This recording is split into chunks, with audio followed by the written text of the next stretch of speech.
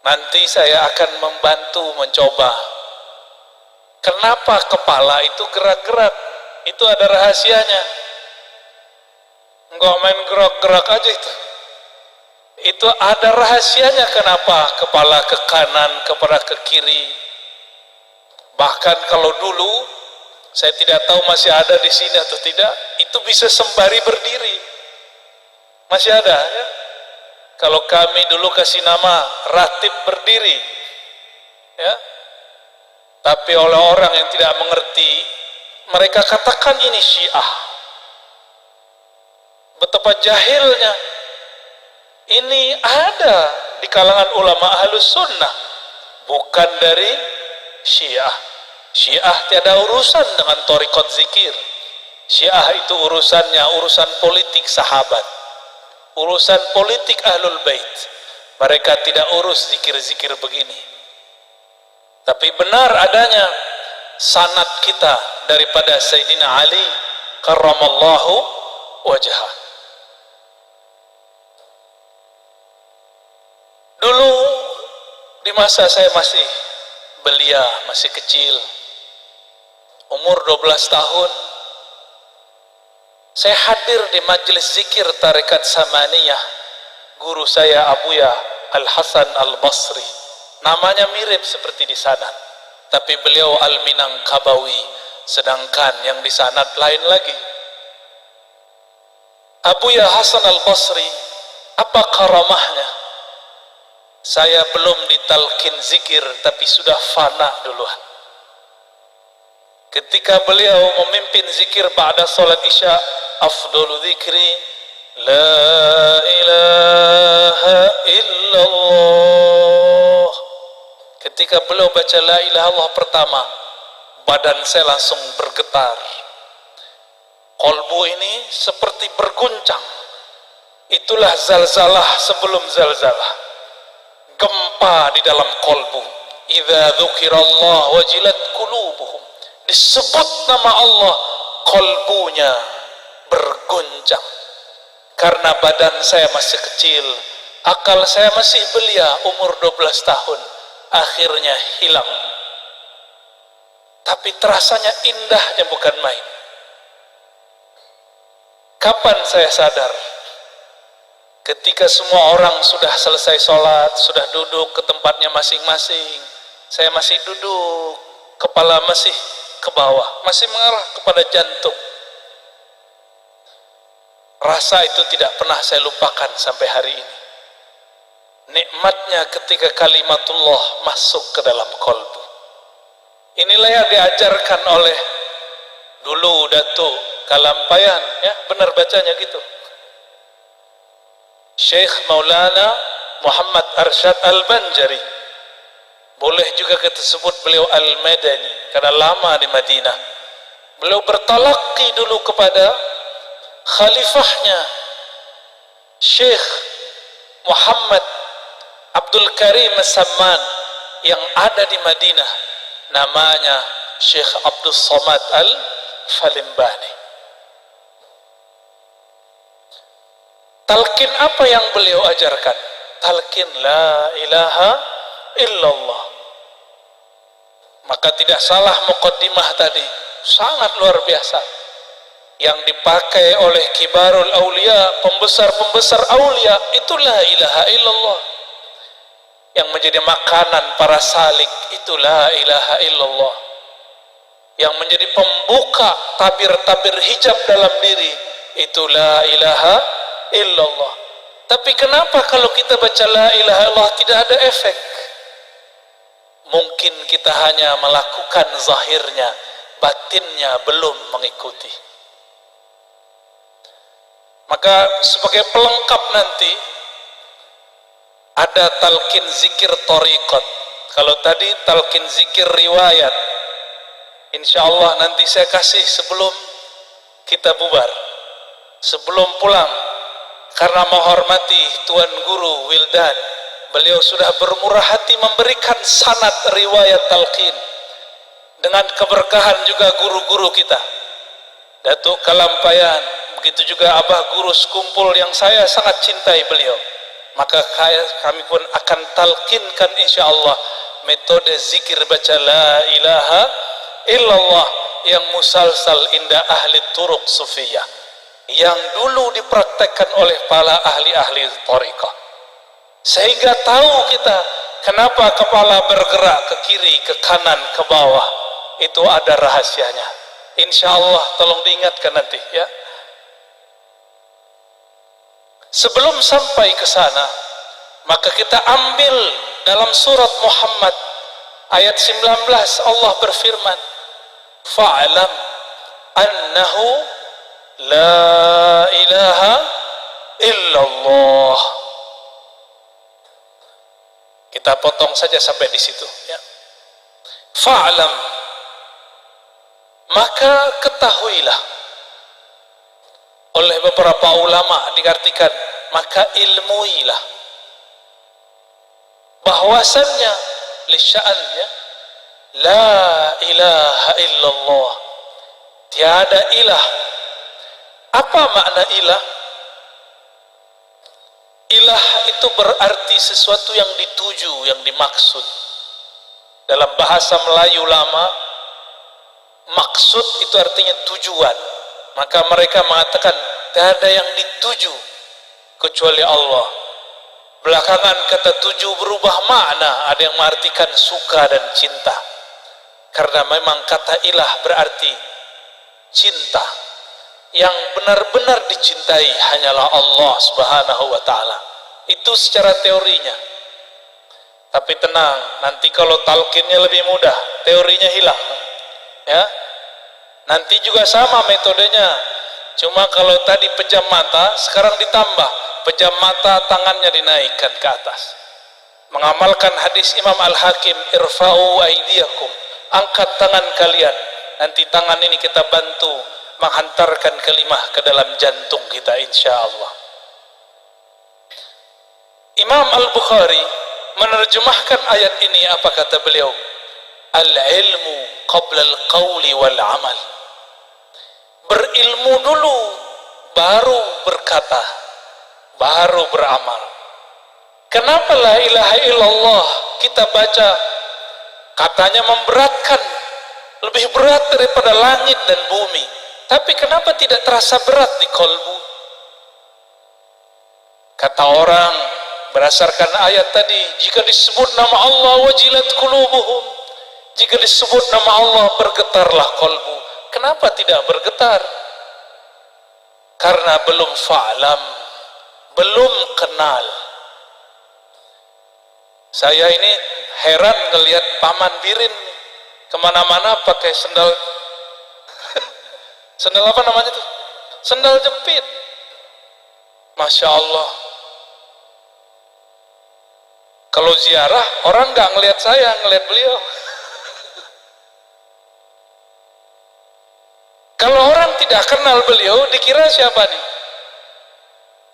Wah, kayaknya tamu nih, tamu biasa. Tapi kalau kenal, hormat. Semua orang hormat. Apabila kita tidak kenal seseorang, cuma kenal namanya, maka tidaklah bergetar jika disebut namanya. Tapi kalau sudah kenal yang disebut namanya, namanya diulang-ulang dalam kolbu, itu akan mengguncangkan isi kolbu. Inilah yang dikatakan Nabi SAW, Inna Allah harrama 'alan nar, sesungguhnya Allah mengharamkan terhadap neraka, antamussa, untuk menyentuh, man qala la ilaha illallah min qalbihi aw nafsi, yang membaca la ilaha illallah dimulai dari kolbunya atau dari jiwanya. Maka zikir itu tekniknya mesti dari dalam kolbu atau dari dalam jiwa. Maka berdasarkan itu, zikir yang wusul, zikir yang membuat getaran itu cuma dua. Zikir nafsiyah, zikir jiwa, zikir minda kata orang-orang jiran. Yang kedua, zikir qalbiyah, zikir kolbu. Mungkin ada yang bertanya, lalu zikir ruh apa? ruh tidak ada zikir.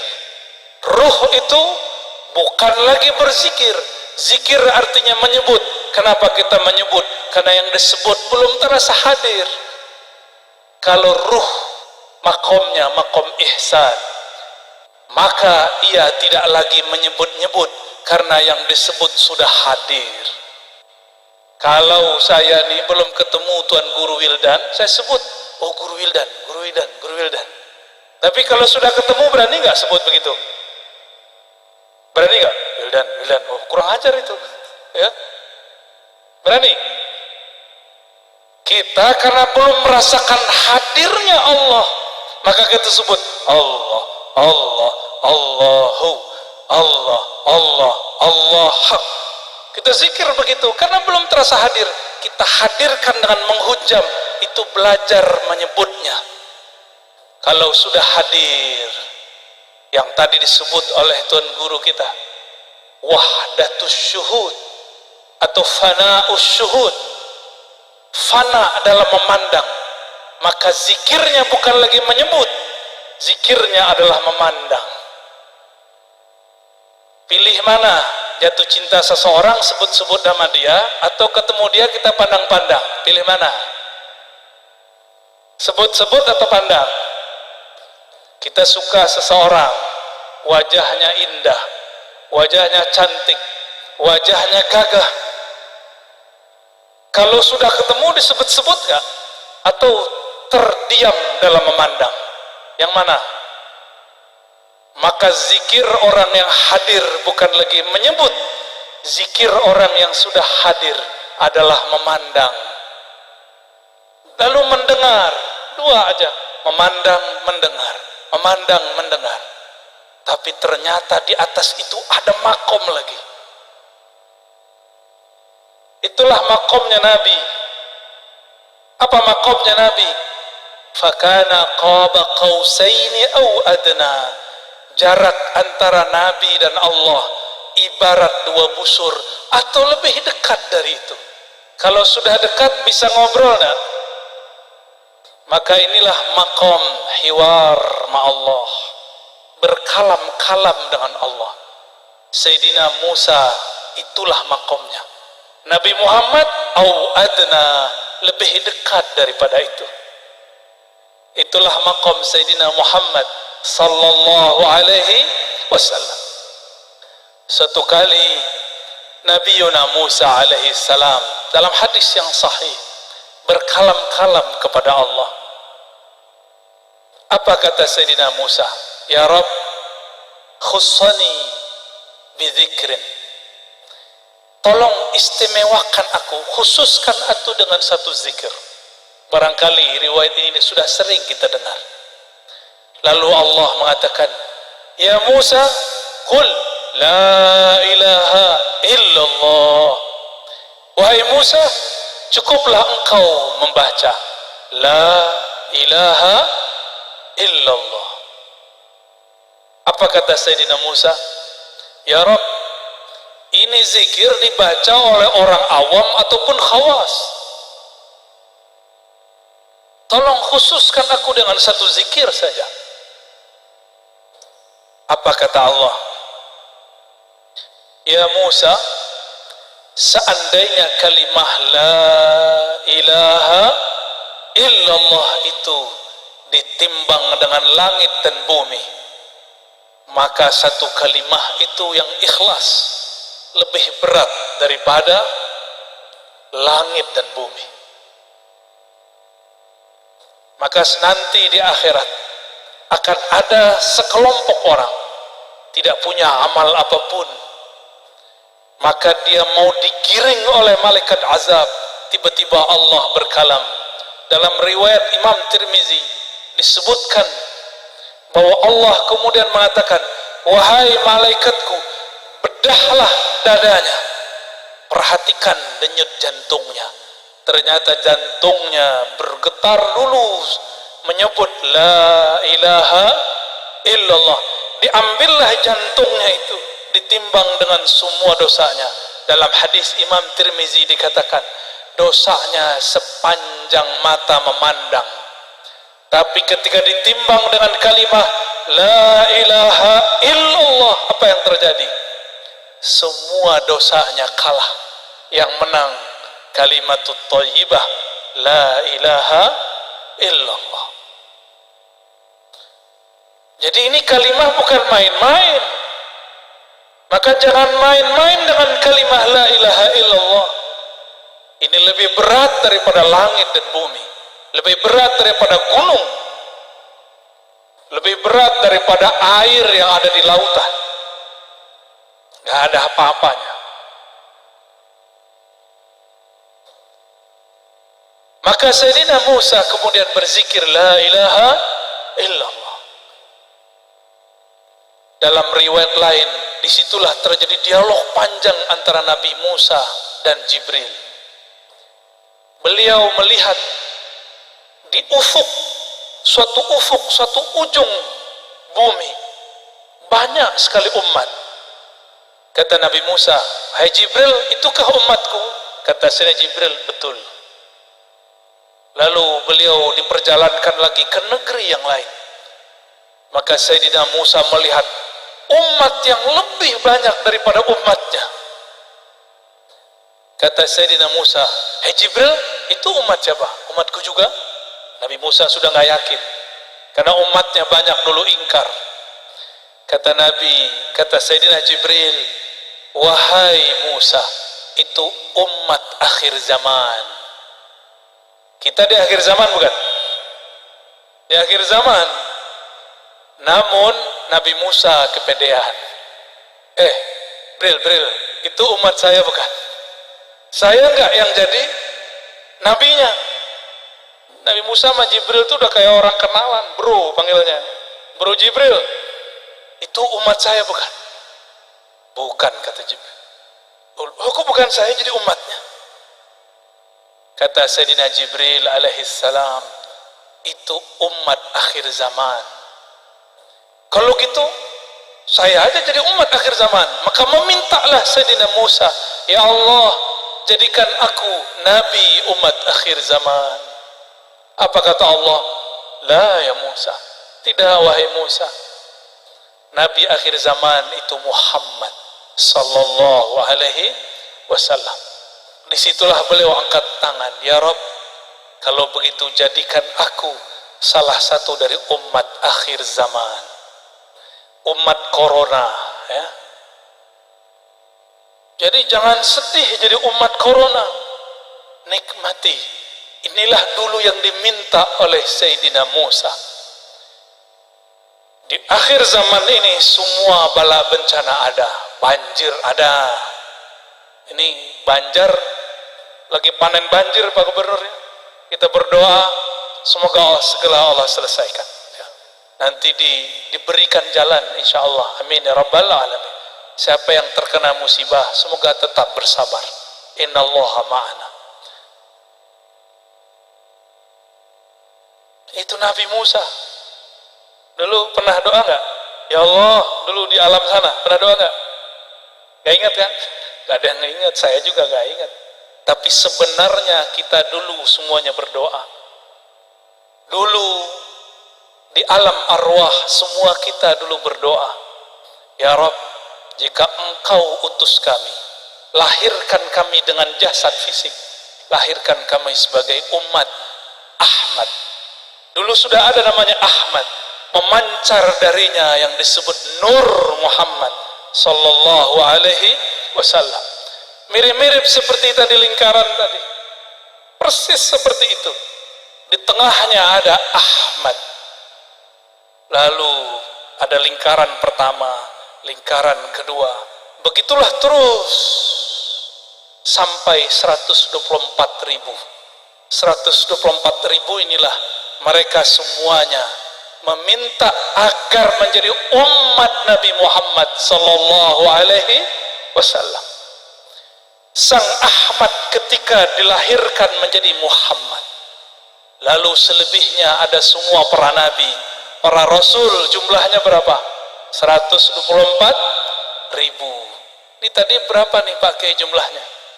200. Bisa dibayangkan 124.000 cahaya mengelilingi Sang Ahmad dengan cahayanya Nur Muhammad sallallahu alaihi wasallam. Maka siapa yang memandang Ahmad saat itu, lalu dia cinta, dia dilahirkan oleh Allah sebagai Habib, zuriat Rasulullah sallallahu alaihi wasallam. Siapa yang kenal Ahmad, maka dia dilahirkan oleh Allah sebagai ulama. Siapa yang cinta dan kenal, jadilah dia Habib plus orang alim. Udahlah Habib, dia alim pula. Itulah sejarahnya di alam dulu sebelum kita ada di alam ini.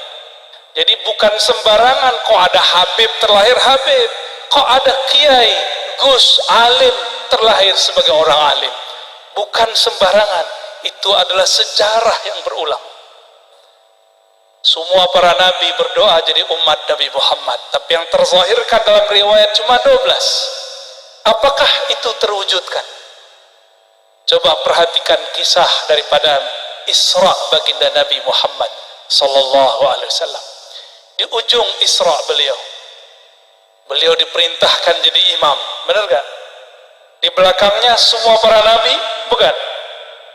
Itulah tanda sah semua para nabi menjadi makmumnya Rasulullah sallallahu alaihi wasallam.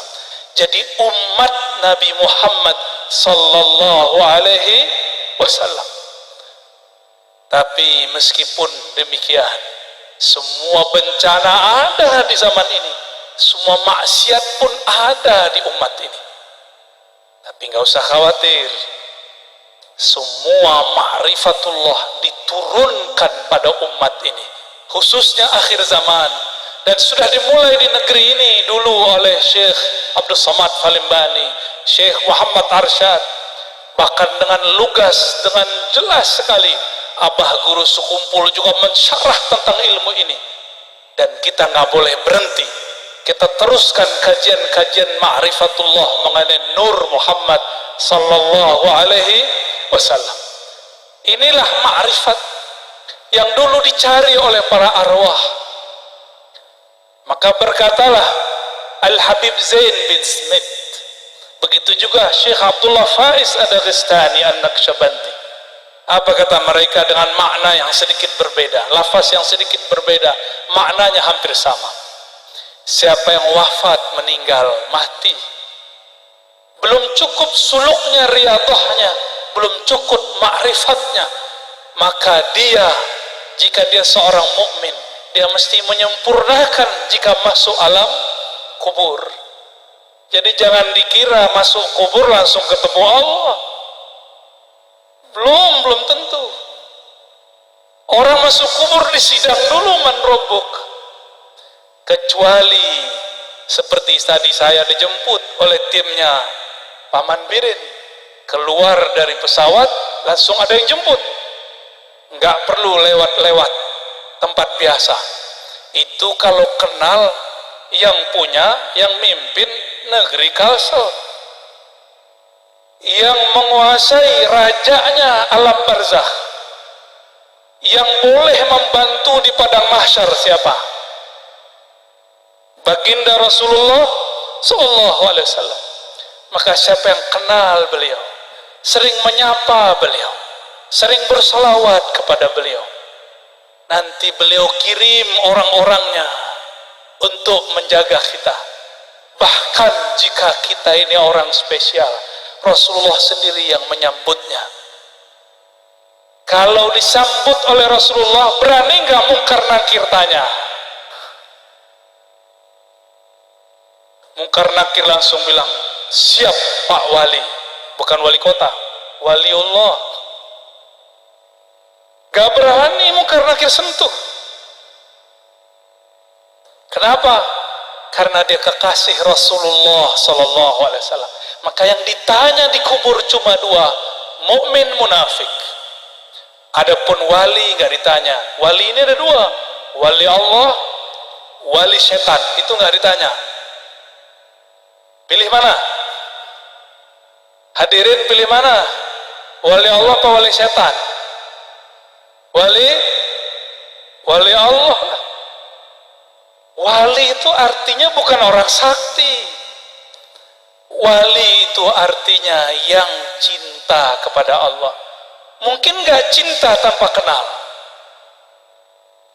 Mana ada orang jatuh cinta tapi gak kenal? Mungkin gak? Gak ada kita cinta seseorang gak kenal. Kita kalau senang seseorang, kita cari namanya di Facebook, kita search namanya di IG, Instagram, kita cari-cari kalau ada di Google. Itu namanya ma'rifatul asma. Maka jatuh cinta pertama mencari nama yang dikasih. Semakin kenal nama, semakin kenal yang punya nama. Maka orang-orang yang kenal Rasulullah pasti dia menyimpan nama-nama Rasulullah sallallahu alaihi wasallam. Oleh karena itu ulama kita dulu buat kaligrafi indah mengenai nama-nama, ditulis dengan sangat bagus dalam kitab-kitab salawat, dipelajari, disyarah oleh ahli-ahlinya. Karena kenal Rasulullah dimulai dengan kenal nama. Begitu juga kepada Allah.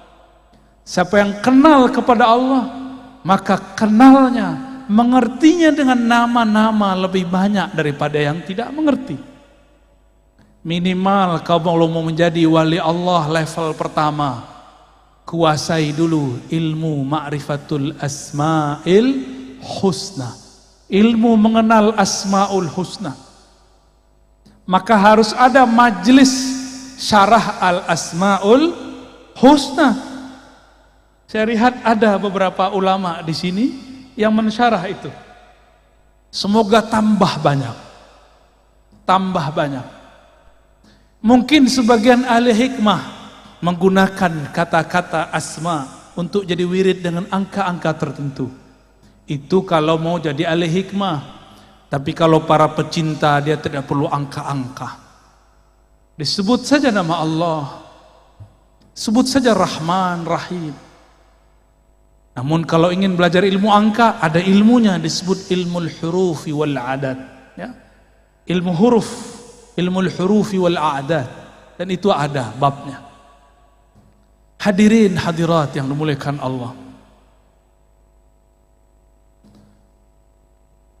Suatu kali dalam riwayat yang tadi dibaca, ada orang datang kepada Rasulullah. Siapa orang itu? Ternyata mantunya sendiri, Sayyidina Ali karramallahu wajhah. Beliau ini sudah membuka jalan untuk kita, karena gelarnya babul ilm, pintu ilmu. Maka tiada sesuatu berlian yang ada di dalam kota ilmu kecuali melewati pintu Sayyidina Ali karramallahu wajhah. Maka tiada tariqat sufi di muka bumi kecuali lewat Sayyidina Ali. Hanya satu yang lewat Sayyidina Abu Bakar, itu pun ada jalur Sayyidina Ali-nya, yaitu Tariqah An-Naqsyabandiyah. Selebihnya melalui Sayyidina Ali karramallahu wajhah. Begitu juga 4 mazhab. 4 mazhab semua imamnya terhubung sanadnya kepada Sayyidina Ali. Benarlah kata Sayyidina Muhammad sallallahu alaihi wasallam, kullu nasabin inqata'a illa nasabi. Semua nasab terputus kecuali nasabku. Maka lihatlah mukjizat Rasulullah hari ini, yang baqa, yang masih langgeng sampai sekarang, hanya nasab Rasulullah. Nasab kita mungkin cuma 6, 7 sampai ke atas, sedangkan nasab zuriat Rasulullah sampai Nabi Adam. Lalu beliau mengatakan, wa kullu sanadin inqata'a ila sanadi. Semua sanad ilmu terputus kecuali yang lewat sanadku. Itulah pentingnya tadi kenapa Tuan Guru kita membacakan sanad. Imam Abu Hanifah pernah berguru kepada Ja'far Shadiq. Apa kata beliau? Laula Ja'far lahalaka Nu'man bin Thabit. Kalau bukanlah karena Ja'far, binasalah Abu Hanifah Nu'man bin Thabit. Jadi beliau ini orang pintar. Pintar secara akal, pintar secara hafalan tidak cukup. Harus belajar ilmu qalbu, Itulah ilmu yang diajarkan cucu cicitnya Sayyidina Ali, Ja'far Shadiq. Maka tiada mazhab kecuali lewat Sayyidina Ja'far. Dan ini bukanlah sanadnya Syiah. Ini sadat ulama kita Ahlus Sunnah wal Jamaah. Sayyidina Ali buka jalan. Tadi sudah dibacakan oleh Tuan Guru kita. Sayyidina Ali bertanya, wahai Rasulullah, tolong tunjukkan kepadaku jalan terdekat kepada Allah. Jangan yang mutar-mutar. Kita baru saja melewati masa, bahkan mungkin masih ada di beberapa pesantren. Jika ingin talqin zikir, puasa dulu sekian hari. Ingin dapat dalail khairat, puasa dulu sekian tahun. Itu cara. Tapi Sayyidina Ali mudahkan jalan. Apa kata beliau? Akrab, lebih cepat. Wa ashal, lebih mudah.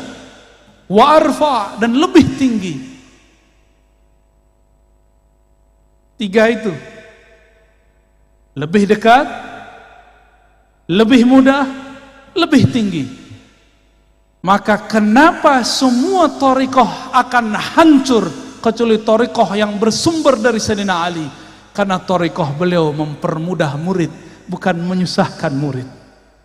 Maka saya berpesan kepada diri saya sendiri dan semua guru-guru, tuan-tuan mursyid, tuan-tuan khalifah, buka man la yut'ibuka.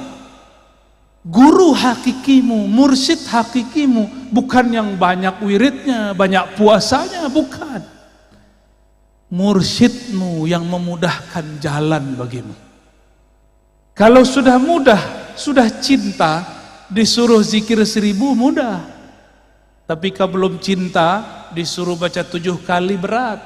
Disuruh 3 kali tadi, disuruh pejam aja nggak pejam mata. Ya, kan tadi nggak semua pejam mata, masih nanya-nanya apa ini ya. Kayaknya harus setiap tahun itu Pak Kiai ada ijazah talqin zikir. Ya, biar tambah biasa.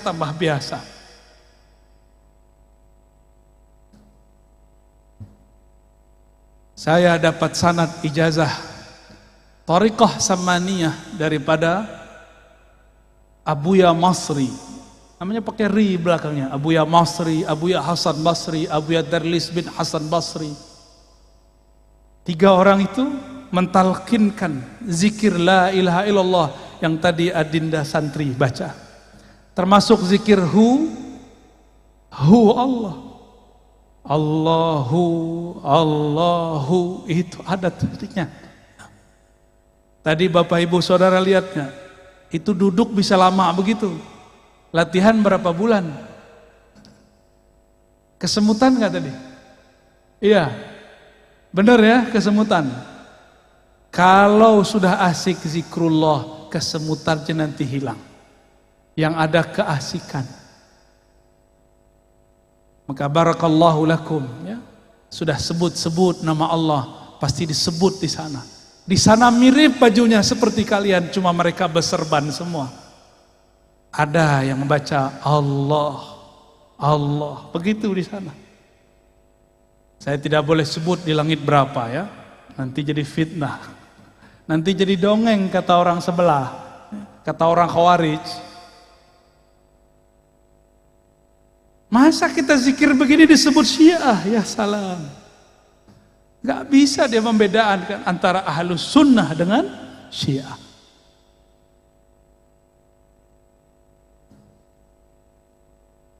Sayyidina Ali kemudian dipanggil oleh Nabi. Apa kata Sayyidina Nabi SAW?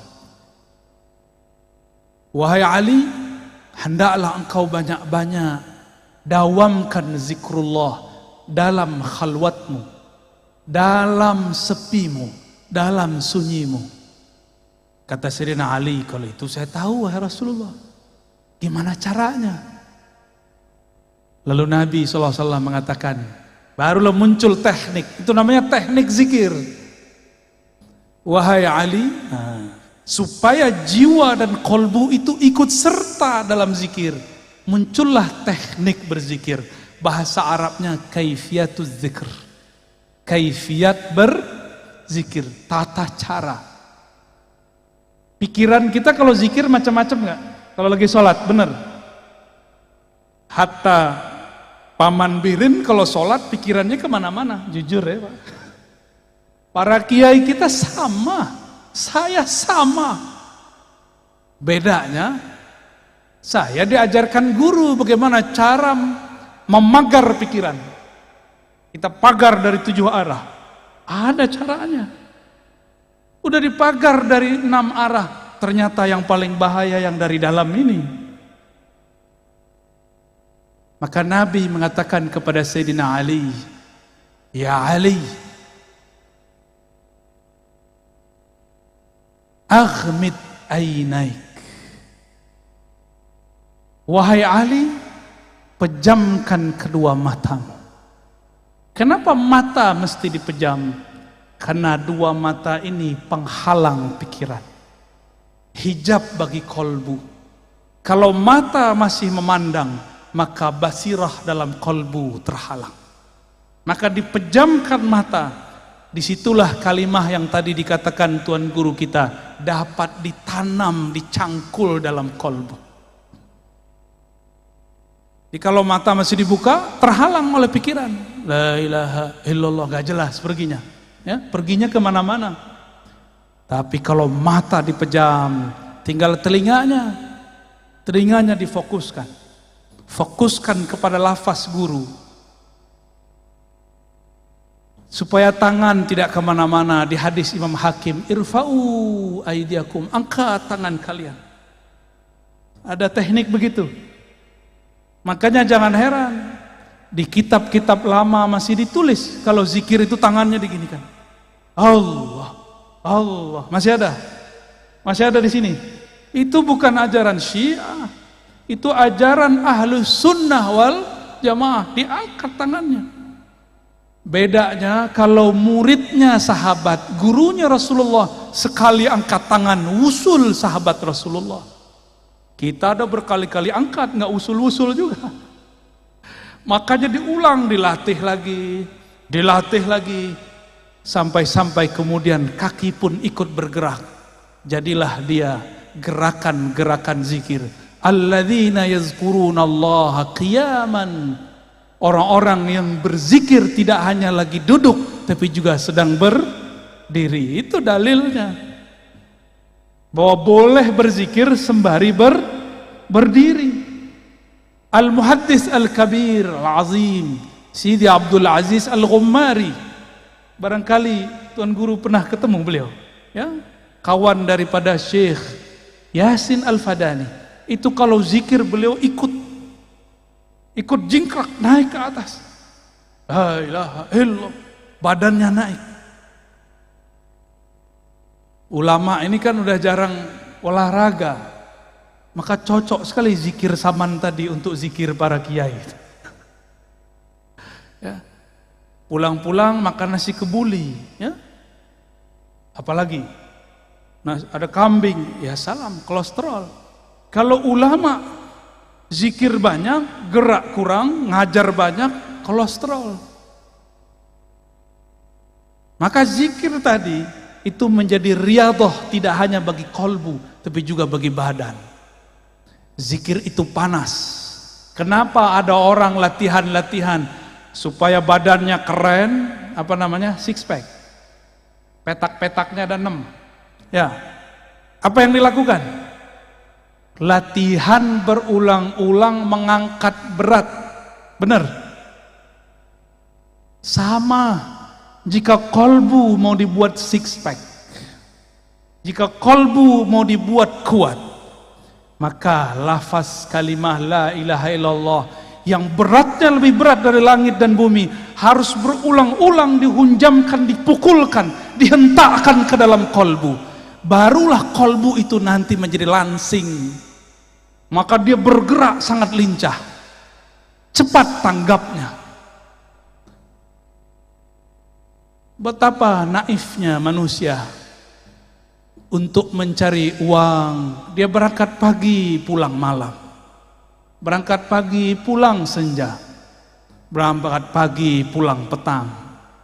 Tapi untuk mencari kenikmatan yang ada di dalam kolbu, Mereka tidak mau berangkat seperti itu. Tapi saya lihat yang hadir malam ini dari berbagai negeri. Semoga termasuk orang yang ingin kolbunya six pack ya. Amin. Nanti kita kasih oleh-oleh, tolong diamalkan nanti kalau pulang. Ba'da sholat baca dengan teknik yang kita kasih nanti. Biasanya saya baru kasih kalau orang yang sudah zikir ya hayyu ya qayyum 40 hari. Tapi khusus untuk orang Banjar atau orang yang hadir malam ini kita berikan dengan mudah karena Sayyidina Ali telah mempermudah. Guru kita Tuan Guru Wildan juga sudah mempermudah ijazahnya. Insya Allah. Mau langsung atau nanti? Tar dulu ya. Jam berapa nih? 11 sampai jam berapa kita? Wah. Gimana udah kesemutan belum? Kasih saya tisu dong satu.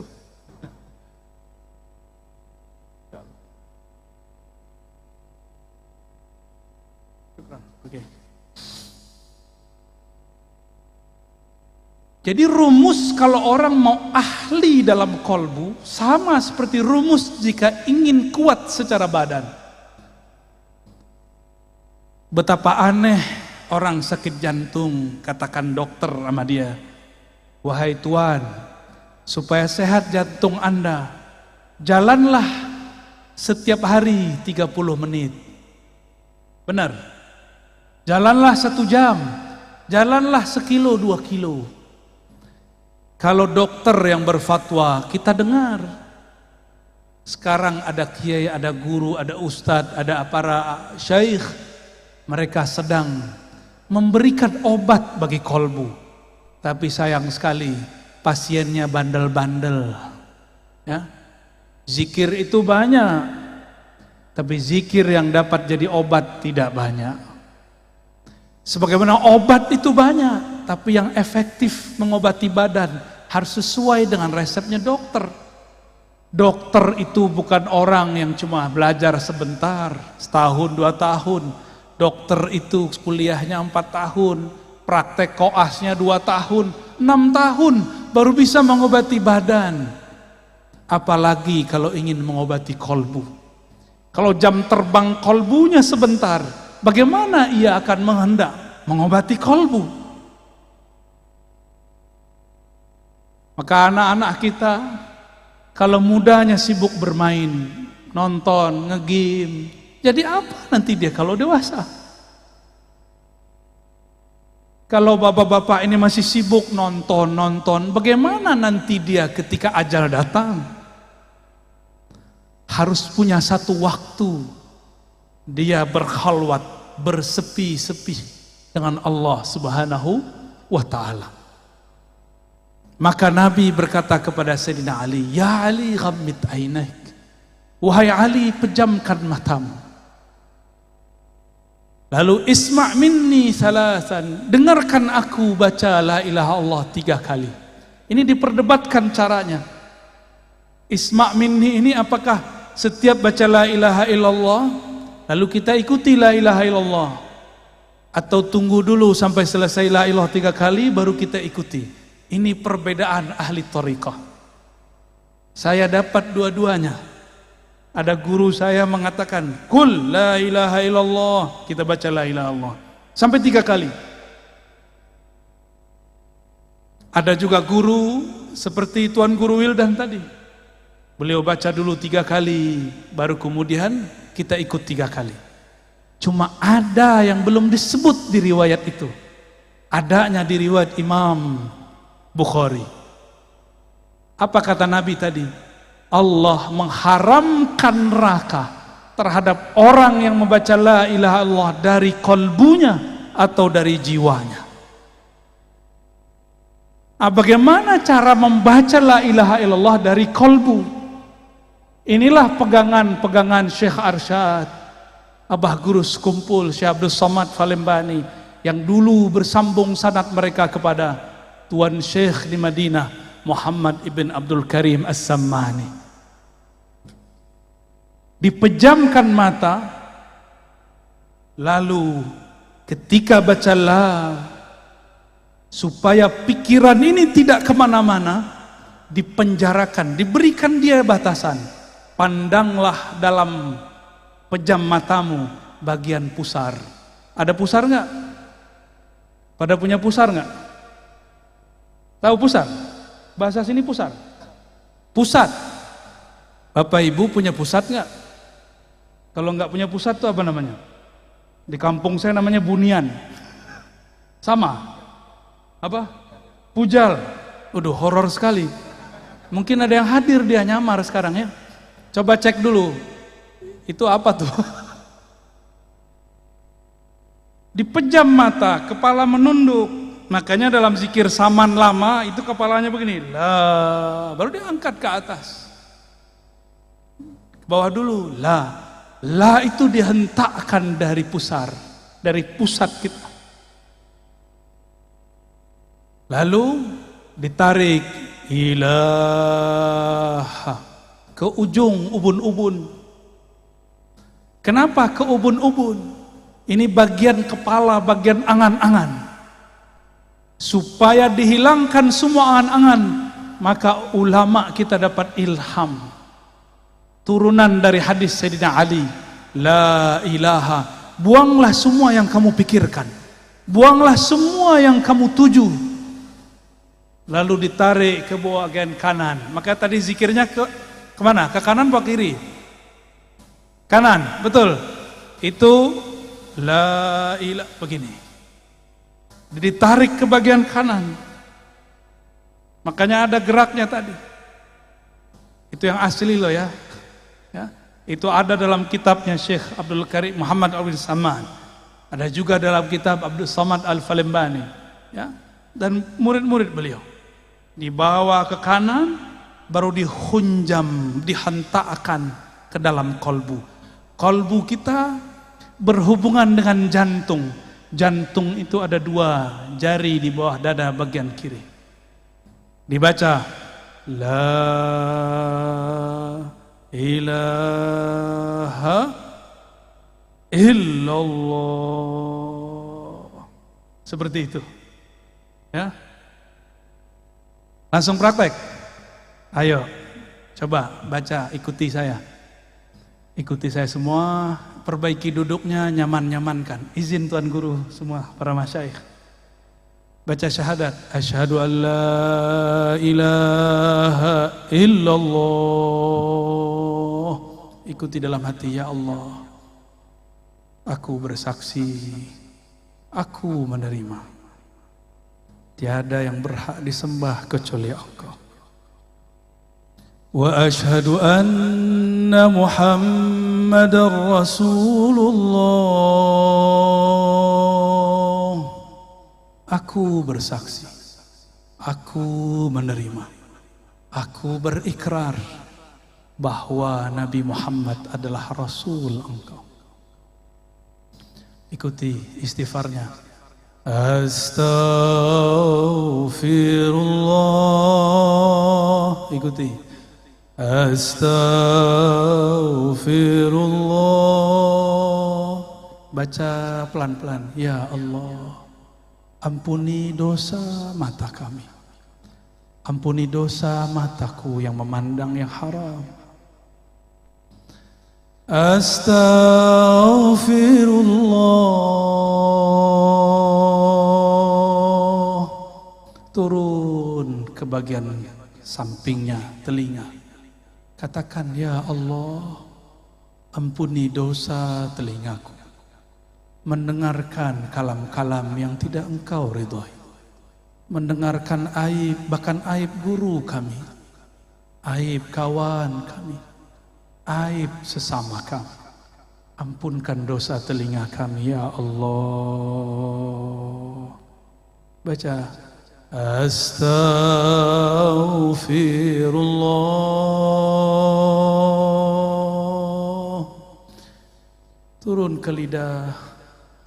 Ya Allah, ampunkan dosa lisan kami, dosa kalam kami. Pernah menyakiti orang tua kami, pernah menyakiti guru kami, tanpa disadari menyakiti orang-orang terdekat kami, pasangan kami, anak-anak kami, tetangga kami, kawan-kawan kami. yang kami sadari, yang tidak kami sadari. Ampunkan lisan kami ya Allah. Kembali ke otak. Astaghfirullah. Ya Allah, di dalam pikiran kami, di dalam otak kami terdapat banyak kosakata-kosakata yang tidak baik, kata-kata yang vulgar, yang jorok. Terdapat file ingatan-ingatan kepada hal-hal yang tidak pantas kami ingat. Kami pernah dulu menyimpan maksiat dalam pikiran kami ya Allah. Maka malam ini ya Allah, dengan istighfar ini ya Allah, bersihkan isi pikiran dan otak kami ya Allah. Kita turun ke tangan dan kaki, kita istighfarkan. Astaghfirullah. Ya Allah, tangan ini mungkin dulu pernah mengambil yang tidak jelas hukumnya. Kaki ini dulu pernah melangkah kepada yang Engkau tidak ridhoi. Tangan ini pernah makan tanpa menyebut nama Engkau. Bahkan mungkin tangan ini pernah memegang sesuatu yang haram ya Allah. Ampunkan satu tetes darah di tangan dan kaki kami ya Allah. Turun kepada perut kita. Istighfarkan isi perut kita. Astaghfirullah. Ya Allah, perut ini pernah makan sesuatu tanpa menyebut nama Engkau. Perut ini pernah diisi dengan makanan yang tidak jelas hukumnya di sisi Engkau. Bahkan mungkin ya Allah, dulu pernah perut ini memakan yang haram ya Allah. Atau dulu pernah orang tua kami salah makan ya Allah. Ampunkan isi perut kami ya Allah, yang menjadi darah setetes ya Allah, yang menjadi satu sel di tubuh kami ya Allah, yang menjadi satu helai rambut ya Allah. Ampunkan isi perut ini dari selain Engkau ya Allah. Turun kepada kemaluan, kehormatan kita. Istighfarkan diri ini yang hina, yang dulu pernah berbuat durjana. Astaghfirullah. Ya Allah, kami ini hina ya Allah. Zahirnya terlihat soleh ya Allah, batin kami banyak maksiat ya Allah. Zina hati ya Allah, zina badan ya Allah. Ampunkan semua ini ya Allah. Pindah ke dalam hati, istighfarkan hati kita. Mungkin ada sombong, ada merasa lebih pintar, merasa lebih soleh daripada orang lain, merasa lebih baik daripada orang sebelah. Istighfarkan kolbu, pegang dadanya, sama-sama pegang dadanya. Katakan,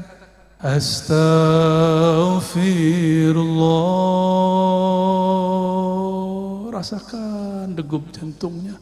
Ya Allah, ya Allah, kalbu kami penuh dengan penyakit-penyakit, penuh dengan maksiat, penuh dengan kesombongan ya Allah.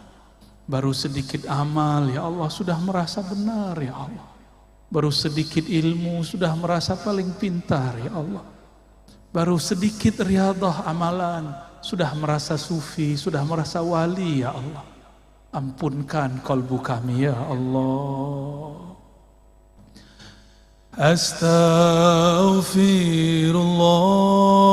Astaghfirullah. Terus pegang dadanya, dielus-elus dadanya ya Allah.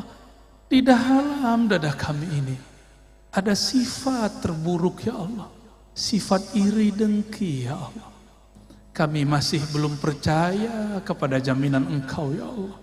Ketika kami memandang ada sahabat, tetangga, kawan kami dapat rezeki, kami mengira itu rezeki kami ya Allah diambil olehnya. Kami berprasangka ya Allah, Engkau salah kirim rezeki kepada mereka ya Allah. Ampunkan salah dalam hati kami ya Allah. Ampunkan iri dengki ini ya Allah.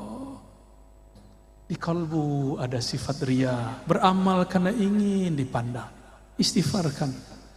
Astaghfirullah. Ya Allah, di dalam dada kami ini.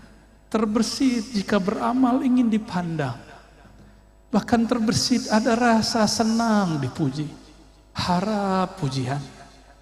Bahkan lebih dalam lagi ya Allah, kami terbersit takut dicaci, takut dimaki. Maka kami menampilkan kesolehan palsu ya Allah. Ampunkan riya dalam kalbu kami ya Allah. Astaghfirullah ya Allah. Di dalam kalbu kami ada kelalaian ya Allah. Ada lalai mengingat Engkau ya Allah. Bahkan kami lalai mengingat Engkau dalam ruku dan sujud kami ya Allah. Bagaimana mungkin ya Rabb salat ini diterima, baru saja takbir kami lupa lalai kepada Engkau ya Allah. Ampunkan salat kami yang tidak khusyuk itu ya Allah. Ampunkan baca Quran yang tidak tulus ini ya Allah. Ampunkan kalbu kami yang keras ini ya Allah. Ampunkan kalbu kami yang malam ini ingin menyebut nama Engkau tapi belum tersentuh ya Allah. Terakhir kita istighfarkan orang tua, pasangan, keturunan, anak-anak, tetangga, bahkan semua umat kita istighfarkan.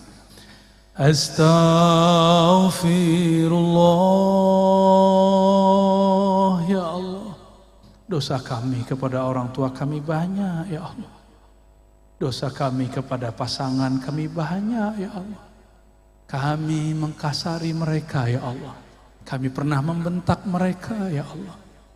Ampunkan dosa kasar kami ya Allah. Dosa-dosa kami yang menyinggung mereka ya Allah. Begitu juga ampunkan ya Rabb dosa semua umat. Dosa semua umat yang bersyahadat kepada Engkau, menerima baginda Rasulullah senabi Engkau. Al-Fatihah sama-sama. A'udzu billahi minasy syaithanir rajim. Bismillahirrahmanirrahim.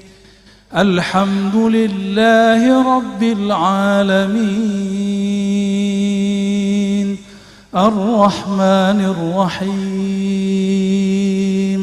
Maliki yaumiddin. Iyyaka na'budu wa iyyaka nasta'in. Ihdinas siratal mustaqim. Siratal ladzina an'amta 'alaihim ghairil maghdubi 'alaihim waladdallin.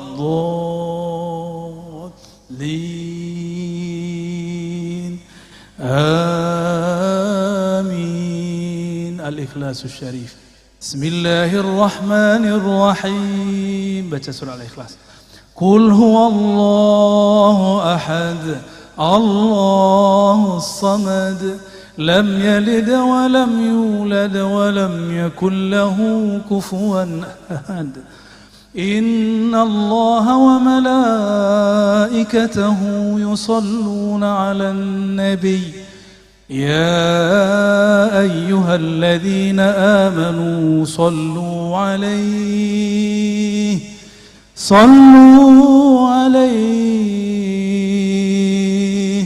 Sallu alaihi wa sallimu taslima. Mari merindui Rasulullah sebelum kita talqin. Baca, ikuti saya. Allahumma salli ala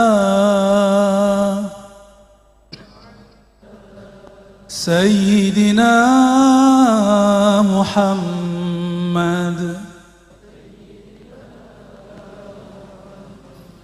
Allahumma salli ala Sayyidina Muhammad.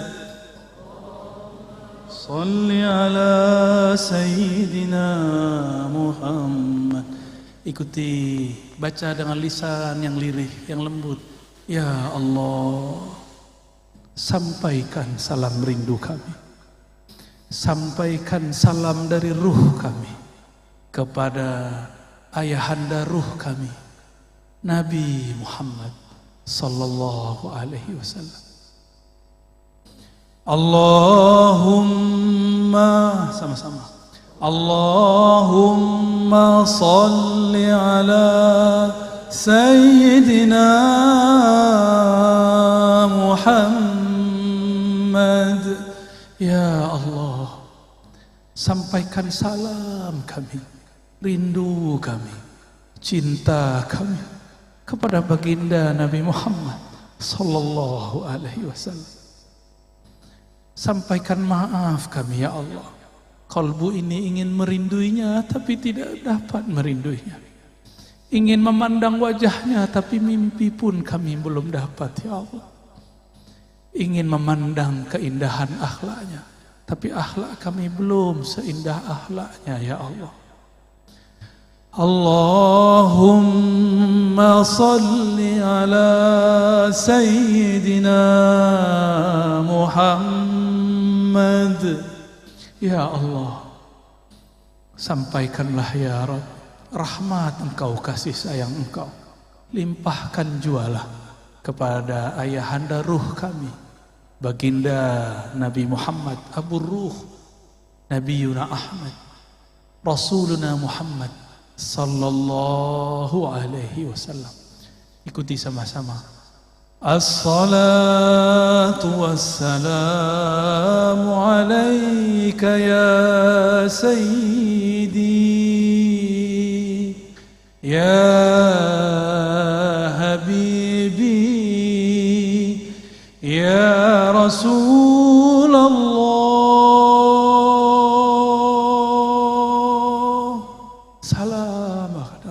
Wahai Rasulullah, wahai Rasulullah, wahai ayahanda ruh kami, terimalah salam yang tidak sempurna ini dari kami. Jawablah salam kami. Terima kami jadi umat Engkau, wahai Rasulullah. Katakan, terimalah kami sebagai umatmu, wahai Rasulullah. As-salatu wassalam, as-salatu wassalam, as-salatu wassalamu alaika ya sayyidi ya habibi ya abal arwah ya Rasulullah. Terima salam kami wahai Rasul. Ikuti saya. Ilahi ya Allah, luruskan niat kami ya Allah. Anta maqsudi, hanya Engkau tujuan kami ya Allah. Waridhaka matlubi, hanya ridha Engkau ya Allah yang kami cari. Allahumma a'inna ala zikrik. Ikuti. Allahumma a'inna ala zikrik. Ya Allah, bantulah kalbu kami, bantulah lisan kami menyebut nama Engkau yang berat, nama Engkau Ismul Jalalah Allah, Tauhid la ilaha illallah. Bantu kami ya Allah mensyukuri nikmat-Mu, membaguskan ibadah kepadamu. Coba angkat tangannya ya, satu aja bagian kanan tangannya, lalu di bawah ke pusar, la, ditarik ke ubun-ubun, ilaha, dibawa ke kanan, illallah, hunjam ke kalbu, illallah, dihentakkan ke dalam jantung kita. Jantung berkaitan dengan kalbu. Lagi diulang di atas. La ilaha illallah.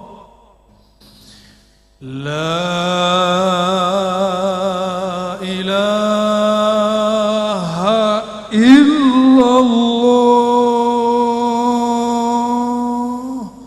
Coba lidah dikunci, dinaikkan ke langit-langit dalam mulut.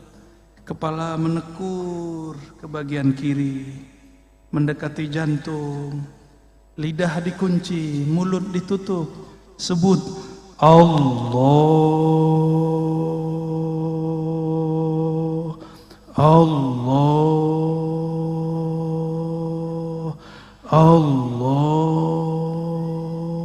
Terus ya Allah.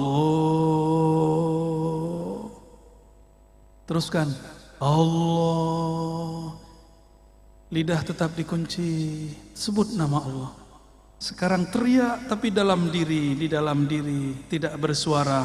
Teriak di dalam kolbu. Teriakkan ke dalam kolbu. Baca ya Allah. Serulah Allah atau serulah Ar-Rahman. Qul ud'u Allah aw ud'u Ar-Rahman. Seru ya Allah. Dorong selain nama Allah. Bahkan nama sendiri pun ditiadakan. Tiada nama kekasih, tiada nama harta, tiada mobil, tiada rumah. Hanya ada nama Allah. Terus baca pelan-pelan. Ya Allah. Sedalam-dalamnya, selembut-lembutnya. Allah.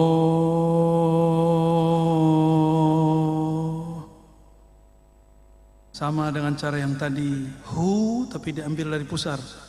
Hu diambil dari pusar. Hu naik ke ubun-ubun. Hu dibawa ke bahu kanan. Hu dihunjam, dihentakkan kalbu. Hu Allah.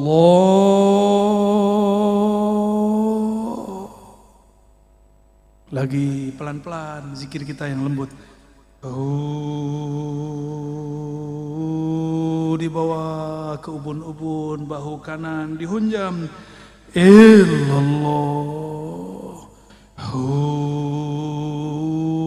Allah. Kunci lagi lidahnya. Tutup mulutnya sejenak. Tetapkan nama Allah di kalbu. Allah. Terus 3 kali. Allah. Ya Allah. Baca sama-sama. Muhammadur Rasulullah. Sama-sama.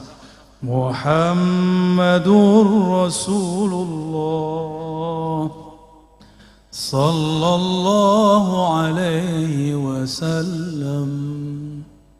Kalimatul haqqi 'alaiha nahya wa 'alaiha namut wa biha nub'atsu wa biha nadkhulu ila jannatika ya rabbal alamin. Diusap ke mukanya. Al-Fatihah. A'udzubillahi minasyaitonir rajim. Bismillah. Siratal ladzina an'amta 'alaihim ghairil maghdubi 'alaihim waladdallin. Amin. Saya juga ikut inggil tabarruk mengambil berkah. Saya ijazahkan siapa yang hadir untuk mengamalkan, bukan untuk mengajarkan.